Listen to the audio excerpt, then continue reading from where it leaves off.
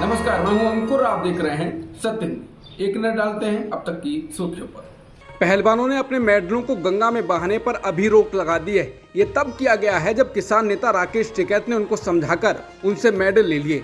नरेश टिकैत ने 5 दिनों का समय लिया है। आपको बता दें कि अभी मेडल को गंगा में बहाना कैंसिल किया है, हालांकि रोक नहीं लिया है। लेकिन ये खबर अब अंतर्राष्ट्रीय खबर आसानी से बन गई है और भारत में पहलवानों के रोने और गंगा में मेडल बहाने को पहुंचने के कारण भावनाएं बहने लगी हैं। पहलवान साक्षी मलिक को अपने जीवन के मेडल एक बैग में रखते हुए एक वीडियो वायरल हो रही है, जिसमें वो मेडल को उठाकर बैग में रख रही हैं और गंगा में बहाने के लिए ले जा रही हैं। जिसके बाद इस वीडियो से सोशल मीडिया पट गया है। लोग कह रहे हैं कि एक आम भारतीय के रूप में ये तस्वीर देखकर पीड़ा हो रही है।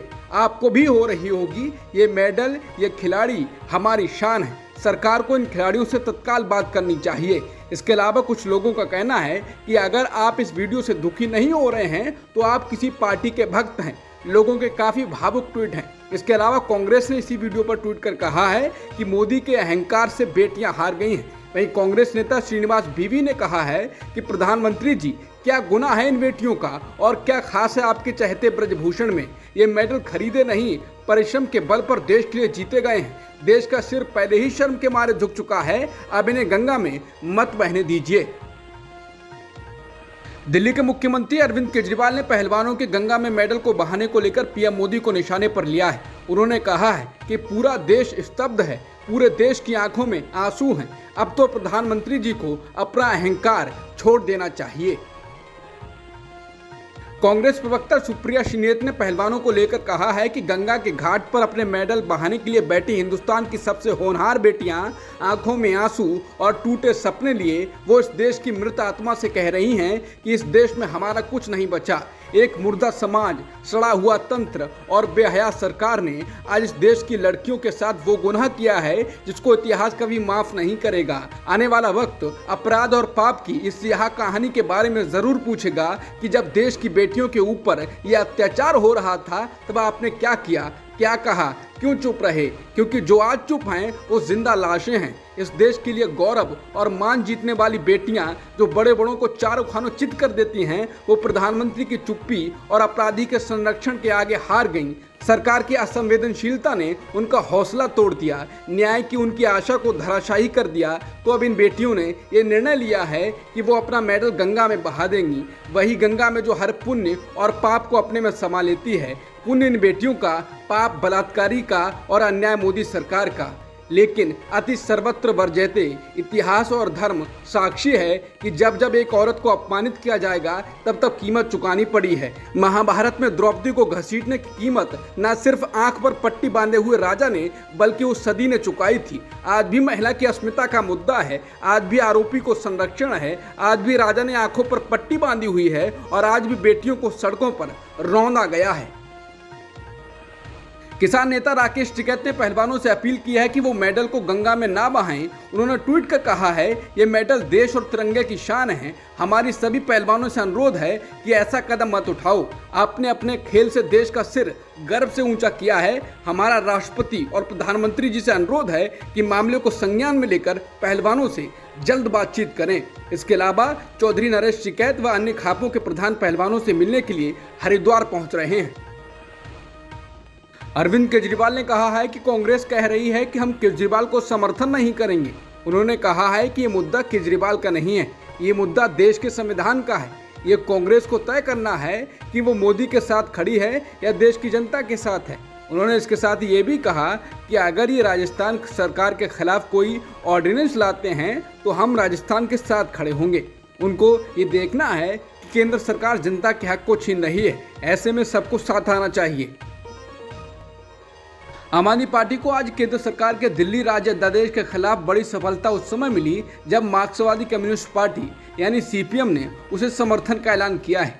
केजरीवाल ने आज सीपीएम नेता सीताराम येचुरी से मुलाकात की। इस बैठक में प्रकाश करात और वीरेंद्र करात के अलावा अन्य सीपीएम नेता भी मौजूद थे। बैठक के बाद केजरीवाल और येचुरी ने मीडिया को संबोधित किया। केजरीवाल ने कहा कि सीपीएम ने केंद्र के अध्यादेश के खिलाफ दिल्ली सरकार को समर्थन देने का फैसला किया है। सीपीएम महासचिव सीताराम येचुरी ने कहा, हमने केंद्र द्वारा लाए गए अध्यादेश की निंदा की है। ये असंवैधानिक है, ये कोर्ट की अवमानना भी है। मैं सबसे बड़ी विपक्षी पार्टी कांग्रेस से संविधान बचाने के लिए आगे आने की अपील करता हूं। जाने माने अभिनेता नसीरुद्दीन शाह ने पहलवानों के विरोध प्रदर्शन को लेकर हिंदी फिल्म इंडस्ट्री को निशाना बनाया है। उन्होंने सवाल किया कि क्या कोई देश की राजधानी में विरोध प्रदर्शन कर रहे पहलवानों पर फिल्म बनाएगा। उन्होंने समाचार एजेंसी पीटीआई को दिए इंटरव्यू में कहा कि हिंदी फिल्म इंडस्ट्री का महत्वपूर्ण मसलों पर चुप रहना कोई नई बात नहीं है। उन्होंने कहा कि हिंदी फिल्म उद्योग ने कब चुनौतियों का सामना किया है और किसी ऐसे विषय पर बात रखी है जिस पर बोलने की मांग की जा रही है। क्या कोई इन महिला पहलवानों पर फिल्म बनाएगा जो हमारे लिए पदक लेकर आई हैं? क्या कोई फिल्म बनाने की हिम्मत करेगा? नसीरुद्दीन शाह ने कहा क्योंकि वो अंजाम से डरे हुए हैं। हिंदी फिल्म उद्योग का जरूरी मुद्दों पर चुप्पी साधना कोई नई बात नहीं, वो हमेशा से ऐसे ही करते आए हैं। इसके साथ ही उन्होंने ये भी कहा कि मुझे लगता है कि आर्यन खान को हुई जेल एक संदेश था कि अगर हम ये शाहरुख खान के साथ कर सकते हैं तो हम किसी के साथ भी कर सकते हैं, इसलिए ध्यान से ये मैसेज था। इसके साथ ही उन्होंने कहा कि हम पीछे जा रहे हैं, ये बहुत डरावना है। कांग्रेस नेता दीपेंद्र हुड्डा ने पहलवानों द्वारा मेडल को गंगा में बहाने से रोकने की अपील की है। उन्होंने ट्वीट कर कहा कि देश का गौरव बढ़ाने वाले खिलाड़ियों से मेरी अपील है कि अपने मेडल गंगा में ना बहाएं। आपको ये मेडल भाजपा सांसद ब्रजभूषण शरण सिंह की कृपा से नहीं मिले हैं, अपितु वर्षों के तप और साधना से मिले हैं। उन्होंने कहा कि निस्संदेह पिछले दिनों खिलाड़ियों के साथ बेहद बर्बरतापूर्ण व्यवहार हुआ है, जिससे सारा देश दुखी है। ये वही भूमि है जहां एक नारी का चीरहरण करने का प्रयास किया गया था, परिणाम स्वरूप महाभारत हुआ। सरकार को चेताना चाहता हूं कि समय रहते अहंकार छोड़कर राजधर्म का पालन करते हुए खिलाड़ियों की आवाज सुने और उन्हें न्याय दिलाएं। शिवसेना उद्धव ठाकरे गुट की नेता प्रियंका चतुर्वेदी ने पहलवानों के द्वारा मेडल को गंगा में बहाने को लेकर दुख जताया है। उन्होंने कहा कि भारतीय खेलों के लिए ये दुखद दिन है कि जिस सरकार को उनके लिए खड़ा होना चाहिए था उसने उन्हें नजरअंदाज कर दिया। ये सबसे दुखद दिन है कि ज़्यादातर खिलाड़ी अपनी बिरादरी के लिए खड़े होने के बजाय चुप्पी साधे हुए हैं। अयोध्या के साधु यौन उत्पीड़न के आरोपी भाजपा सांसद ब्रजभूषण शरण सिंह के समर्थन में उतर पड़े हैं। अयोध्या के संत अब चाहते हैं कि सरकार इस पॉक्सो एक्ट में बदलाव करे।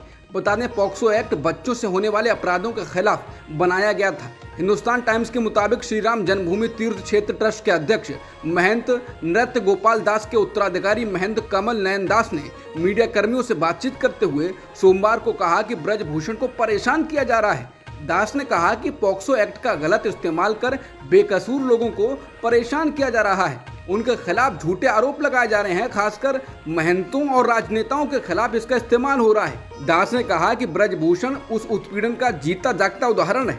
भाजपा सांसद ब्रजभूषण सिंह 5 जून को अयोध्या के रामकथा पार्क में एक जनसभा करेंगे, जिसमें साधुओं के भाग लेने की संभावना है। दास ने कहा कि 5 जून को अयोध्या के रामकथा पार्क में एक जन जागरूकता रैली में साधु पॉक्सो अधिनियम में संशोधन की मांग करेंगे। रैली में पूर्व न्यायाधीश और कानूनी विशेषज्ञ हिस्सा लेंगे। लक्ष्मण किलाधीश महंत मैथिली शरण ने कहा कि वाराणसी, मथुरा, वृंदावन और हरिद्वार के संत भी रैली में शामिल होंगे। हनुमानगढ़ी के महंत गौरी शंकर दास ने ब्रजभूषण द्वारा कुश्ती को नई ऊंचाइयों पर ले जाने के प्रयासों की सराहना की। उन्होंने केसरगंज संसदीय क्षेत्र से भाजपा सांसद के खिलाफ यौन उत्पीड़न के सभी आरोपों को भी फर्जी करार दिया। दिल्ली के पूर्व डिप्टी सीएम मनीष सिसोदिया को मंगलवार को दिल्ली हाईकोर्ट से तगड़ा झटका लगा है। दिल्ली हाईकोर्ट ने आज मनीष सिसोदिया की जमानत याचिका को खारिज कर दिया है। अब पूर्व उप मुख्यमंत्री मनीष सिसोदिया दिल्ली हाईकोर्ट के इस फैसले के खिलाफ सुप्रीम कोर्ट का रुख करेंगे। आम आदमी पार्टी की ओर से कहा गया है कि जस्टिस दिनेश कुमार शर्मा के फैसले के खिलाफ सिसोदिया सुप्रीम कोर्ट में जमानत याचिका दायर करेंगे। वहीं दिल्ली हाईकोर्ट ने अपने आदेश में सिसोदिया को लेकर तल्ख टिप्पणी की है। कोर्ट ने कहा कि दिल्ली के पूर्व डिप्टी सीएम सिसोदिया के खिलाफ आरोप काफी गंभीर हैं। अब तक की सुर्खियों में इतना ही। बाकी खबरों के लिए बने रहिए सत्यहिंदी.com के साथ।